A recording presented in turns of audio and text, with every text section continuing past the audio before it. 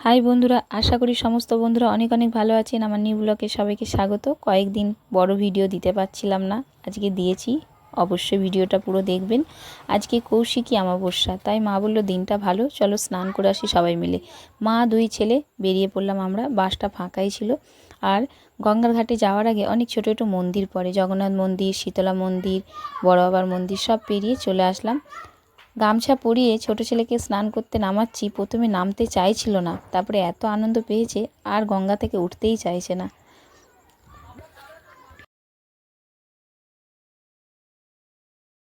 এরকম গঙ্গায় স্নান করতে কোন কোন বন্ধুরা ভালোবাসেন দেখুন। আমার ছোট ছেলে কত আনন্দ করছে, আর উঠতে চাইছে না, ভয় কেটে গেছে।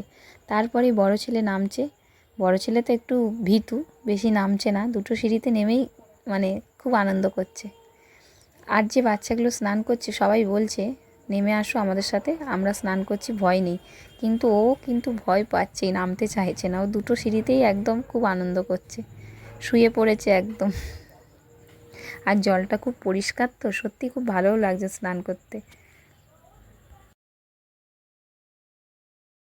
গঙ্গার জলটা দেখে বুঝতেই পাচ্ছেন সবে জোয়ারটা হয়েছে, আমরা তারপরে গেছি। মানে এখন হয়তো জোয়ার ভাটার মাঝখানে একদম জলটা, জোয়ারও হচ্ছে ভাটাও চলছে।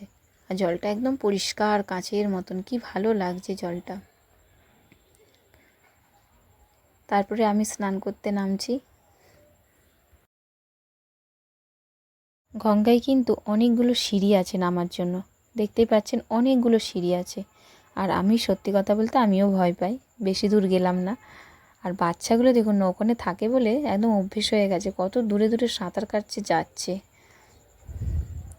গঙ্গায় স্নান করতে খুবই ভালো লাগে সত্যি কথা। আর গঙ্গার ধারে আজকে হচ্ছিল তারা মায়ের পুজো, কৌশিকী অমাবস্যা তো। আর তারপরেই ছোট ছেলের জন্য জুতো কেনা হলো। একটু এগিয়ে আসলাম, জুতোর দোকান ছিল, জুতো কেনা হলো। আইসক্রিম খেতে খেতেই জুতো কিনছে, যেটাই দেখছে সেটাই বায়না করছে। প্রথম হলো বেদানা কিনবো, এই যে বেদানা নিয়ে আসলাম, বাড়িতে নিয়ে এসে কেটে দিয়েছি। ওখানেই বলছিল খাবো, কেটে দিইনি। বেদানাগুলো খুব ছোটো ছোটো, কিন্তু ভেতরে খুব লাল, দেখতেই পাচ্ছেন। ভিডিওটা এখানের মতনই শেষ, পরের ব্লগে দেখাবে, বাই।